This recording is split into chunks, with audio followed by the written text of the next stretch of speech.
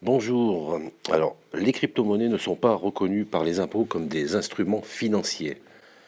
Les plus-values ou moins-values doivent être déclarées en utilisant le CERFA 2086.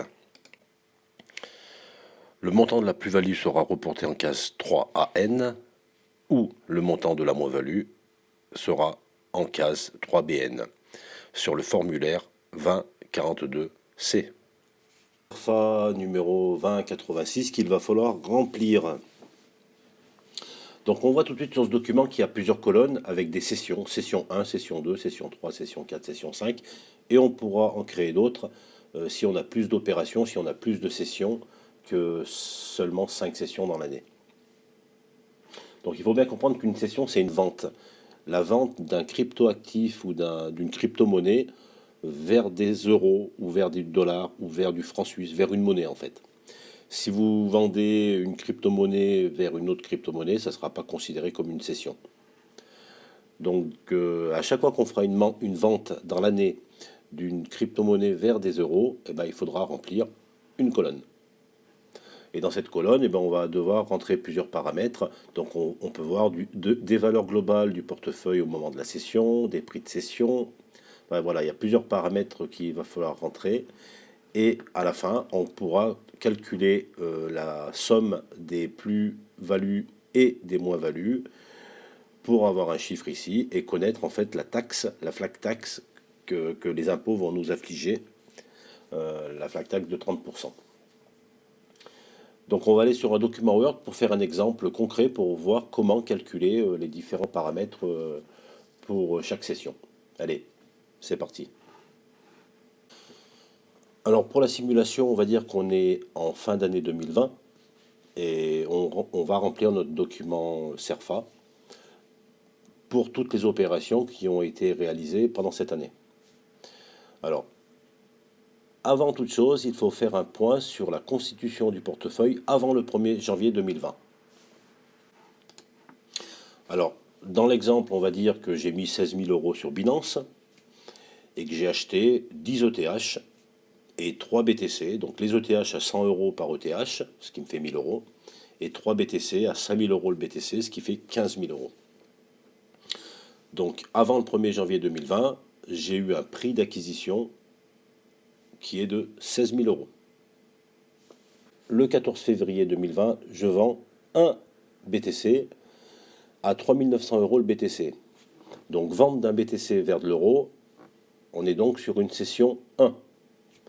Donc la session 1 est égale à 3 900 euros, ce qui correspond à la vente de mon BTC en euros.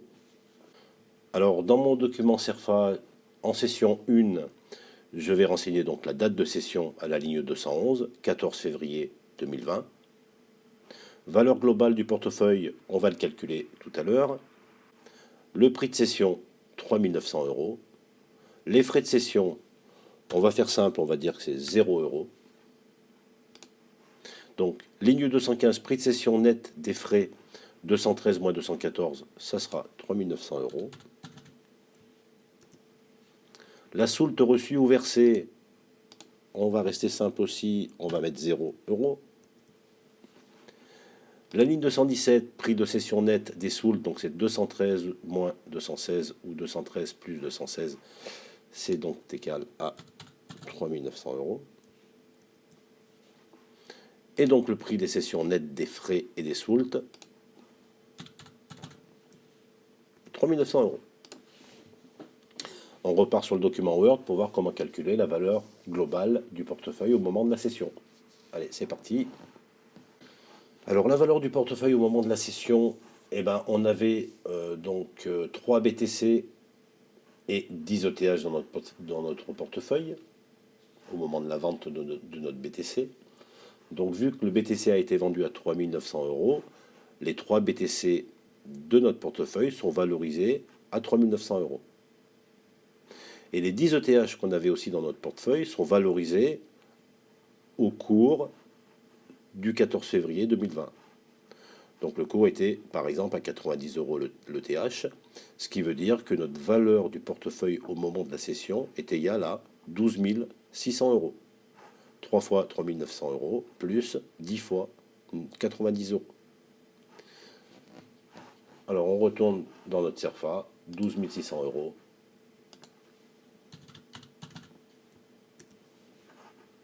Ici. Alors la ligne 220, prix total d'acquisition. Alors je retourne sur mon document Word. Donc on n'a pas fait d'acquisition jusqu'au 14 février 2020, il n'y a pas eu d'achat. Par contre, on avait vu tout à l'heure que le prix d'acquisition de notre portefeuille avant le 1er janvier 2020 était de 16 000 euros. Donc on va tout simplement reporter ce chiffre dans la case 220. 16 000 euros. Donc là, on part du principe qu'on n'a pas encore vendu de crypto-monnaie vers des euros avant le 1er janvier 2020. Et donc, dans la ligne 221, on mettra 0.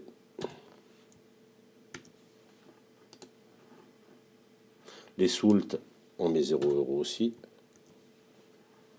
Et donc, le prix d'acquisition total net sera de 16 000 euros.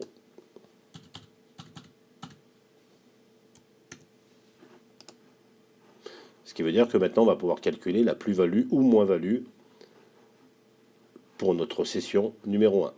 Alors, on retourne sur notre document Word. Alors, le calcul plus ou moins-value, c'est le prix de cession moins le prix d'acquisition multiplié par le prix de cession divisé par la valeur du portefeuille au moment de la cession. Une moins-value de 1052 euros pour notre session numéro 1. Donc on va mettre tout simplement moins 1052 euros dans notre case de la session 1. Alors on retourne dans notre document Word et avant de passer à la prochaine opération, il faut déterminer une valeur importante, c'est la fraction de capital contenue dans le prix d'acquisition. Tout simplement, c'est la valeur à laquelle on va retrancher, donc la soustraction du prix d'acquisition. Donc c'est l'opération en fait 16 000 fois 3 900 divisé par 12 600, donc ça donne 4 052 euros qu'on va devoir mettre en évidence et qui nous servira pour la prochaine opération. Alors, après cette session numéro 1, il nous reste en actif dans notre portefeuille 2 BTC et 10 ETH. Le 5 juin, le prix est bon et on décide de vendre 20 Ethereum à 140 euros l'Ethereum. Donc vente de 20 ETH, ce qui veut dire une session numéro 2. Donc session numéro 2, on a donc une vente de 140 euros multiplié par 20, ce qui veut dire 2800 euros. Donc on reporte tout de suite ça dans notre document CERFA. Donc la date 5 juin 2020, prix de cession 2800 euros. Donc on va faire la même chose. On va mettre 0 euros pour ça. Allez, et comme tout à l'heure, on va retourner dans notre document Word et on va calculer la valeur globale du portefeuille au moment de la session.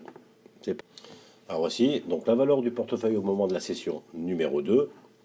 Alors ça sera 4 BTC, donc on avait 2 BTC plus les 2 BTC qu'on a achetés en février, qui sont valorisés donc au 5 juin 2020 à la vente. Nos BTC sont valorisés à 8500 euros. Et nos 20 ETH sont valorisés donc à la vente de 140 euros, donc à 140 euros par ETH.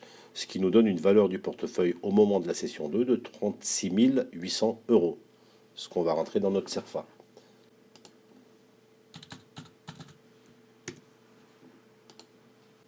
Donc maintenant, on va devoir calculer le prix total d'acquisition. Donc on va retourner sur notre Word. Donc le prix d'acquisition pour cette session, en tout cas avant cette session, et depuis la dernière session, donc c'était la session numéro 1, ce qu'on a fait, on a acheté 2 BTC à 3 800 euros et 10 ETH à 80 euros. Ce qui veut dire que le prix d'acquisition de cette session est de 8 400 euros.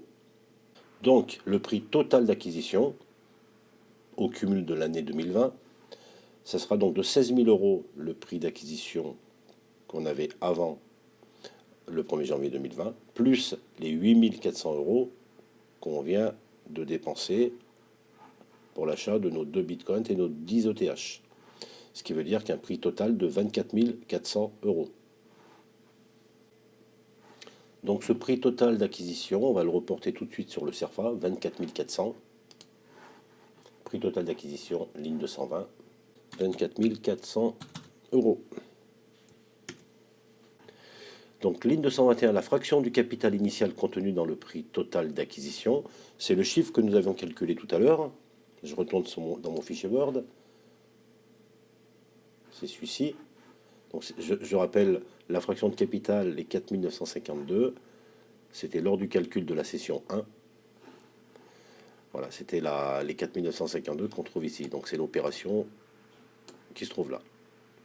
Donc on reporte les 4 952. 4 952 euros. Et donc 223, le prix total d'acquisition net, et ben ça sera les 24 400 moins les 4 952 euros. Donc un total de 19 448 euros. Et donc on va pouvoir calculer maintenant notre nouvelle plus-value ou moins-value de la session numéro 2. Donc le calcul plus ou moins-value, donc on reprend exactement la même formule que tout à l'heure. C'est le prix de cession moins le prix d'acquisition. Alors le prix d'acquisition, c'est bien celui de la ligne 223, donc les 19 448. 19 448, multiplié par le prix de cession et divisé par la valeur du portefeuille au moment de la cession, 36 800. Et ça nous donne donc une plus-value de 1320 euros. Et on va mettre ici 1320 euros. Alors on va maintenant calculer tout de suite la nouvelle fraction de capital pour la prochaine session. Donc en session numéro 2, donc celle qu'on vient de faire, on avait donc 4 952 euros. Donc la nouvelle fraction de capital sera de 4 952 plus la nouvelle, plus 1480, ce qui fait un total de 6 432 euros. 6 432 euros. Et on va pouvoir faire notre troisième opération. Donc l'actif du portefeuille après la session numéro 2, c'est 4 BTC. Donc le 20 novembre 2020, on décide de vendre un BTC pour 11 000 euros. Alors la session numéro 3, ça sera 11 000 euros, la vente de notre BTC. On met la date pour la session numéro 3, le 20 novembre 2020. Et le prix de cession, 11 000 euros. Et voilà, 11 000 euros pour la ligne 218. On va maintenant calculer la valeur globale du portefeuille. Alors cette valeur globale, ça sera donc nos 4 BTC qui sont valorisés à 11 000 euros, ce qui fait une valeur du portefeuille de 44 000 euros.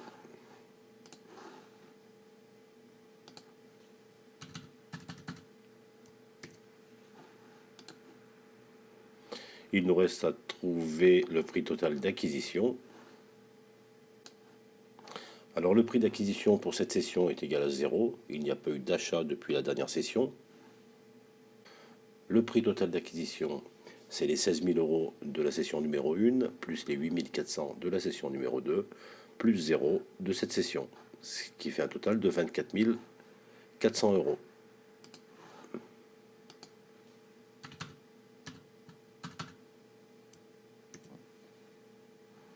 Ce qui veut dire qu'on peut reporter directement la ligne 223, les 24 400 moins les 6 432 euros. Ce qui fait un total de 17 968 euros. Et on va pouvoir calculer enfin notre nouvelle plus-value, moins-value. Donc en prenant les bonnes valeurs, on trouve une plus-value de 6 508 euros.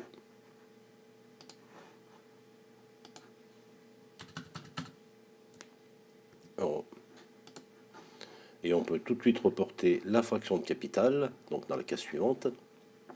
des fois qu'on ait une autre opération avant la fin de l'année. Voilà, cette fraction de capital, et ben ça sera toujours un cumul, et on va juste rajouter la nouvelle valeur, 4492, donc on aura une fraction de capital pour la prochaine opération de 15 416 euros. Donc on va pouvoir maintenant calculer la totalité de nos plus-values, ce qui nous donne un total de 6 776 euros.